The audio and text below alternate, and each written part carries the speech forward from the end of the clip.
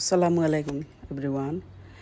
সকাল সকাল আমি সাবিনা আপনাদের জন্য একটা গুরুত্বপূর্ণ টিপস নিয়ে আসলাম।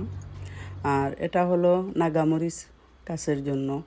যাদের নাগামরিচ ধরতেছে না, শুধু ফুল আসতেছে, তাদের জন্য এইভাবে যদি একটা কটন বাড দিয়ে আপনি এক ফুল থেকে আরেক ফুলে লাগিয়ে পলিনেট করে দেন, তাইলে ইনশাআল্লাহ নাগাগুলা টিকে যাবে। আমার প্রথম শুধুমাত্র এইরকম ফুল আসতো, নাগা আসতো না। পরে আমি এইরকম করে দেখলাম যে নাগা আসা শুরু করে দিয়েছে, তাই আমি এই পদ্ধতি অবলম্বন করতেছি। এই জন্য আমি এই ভিডিওটা তৈরি করলাম শুধুমাত্র আপনাদের জন্য। যারা যারা নাগা খেতে ভালোবাসেন, নাগায় ফুল হচ্ছে ফল হচ্ছে না, তারা এই পদ্ধতি অবলম্বন করে দেখতে পারেন। ফুলের মধ্যে পলিনেট করলে নাগাগুলা ঠিকবে। লোক আমার ঠিক আছে, এইভাবে পলিনেট করি।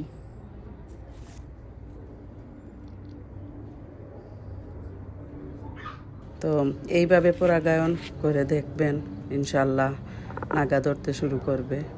সবাই ভালো থাকবেন। আল্লাহ হাফিজ। আসসালামু আলাইকুম।